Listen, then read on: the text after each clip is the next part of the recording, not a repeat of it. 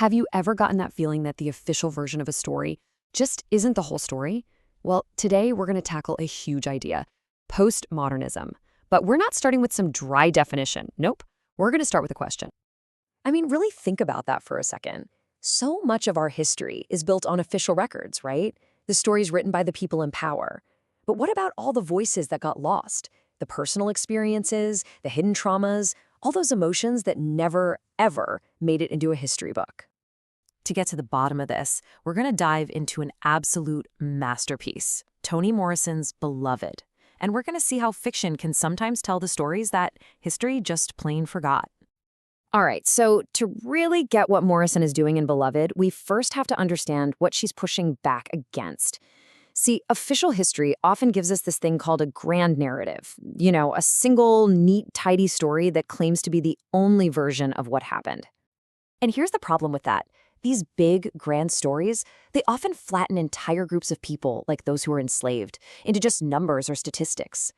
Beloved just completely rejects that. It zooms all the way in on the inner lives, the memories, the deep, deep emotional trauma of its characters. This is a history of feelings, not just facts. So when you first crack open Beloved, the first thing that probably hits you is, wow, this is confusing. And that's on purpose. The structure is deliberately meant to feel like a puzzle you have to solve. Think about a traditional story. It moves in a straight line, right? It's chronological. You've got a clear beginning, middle, and end. Beloved, on the other hand, is totally shattered. The whole thing feels ruptured, like it's been broken into pieces, with all these different voices cutting in and out.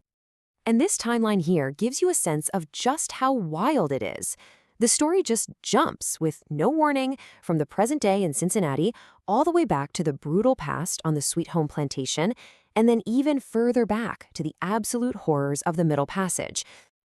So why on earth would she do this? Well, this fragmentation isn't just some artsy, stylistic choice.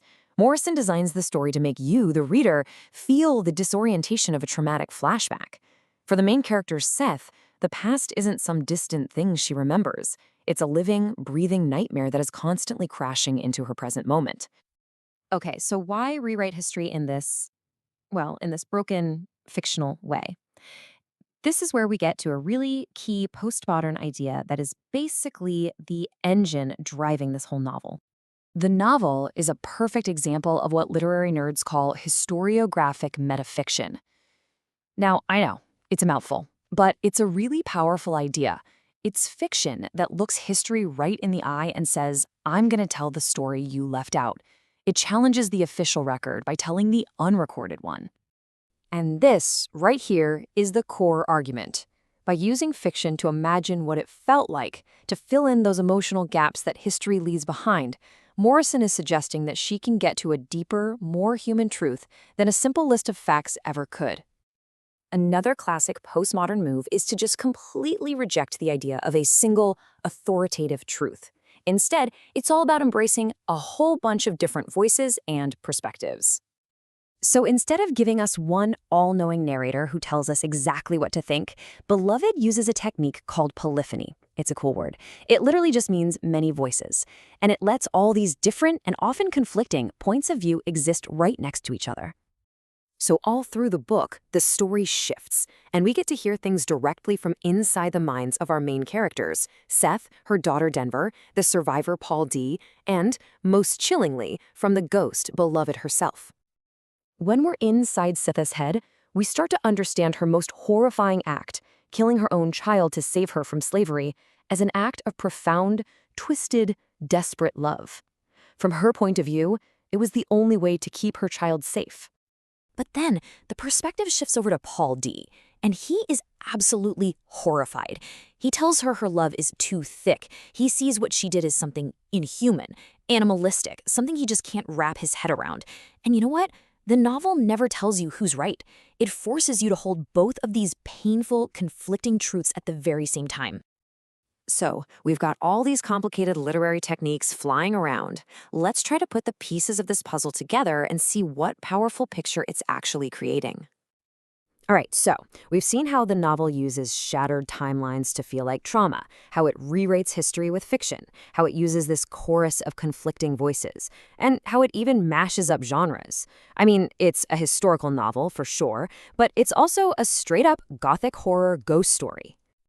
Now, it would be so easy to look at all this and just dismiss it as being difficult for the sake of being difficult. But I promise you, there is a profound and, frankly, devastating purpose behind this whole literary puzzle. Morrison breaks the very structure of the novel to show us how slavery broke everything. It shattered families, it destroyed a person's sense of time, of identity. The novel is broken because the experience it describes was itself breaking.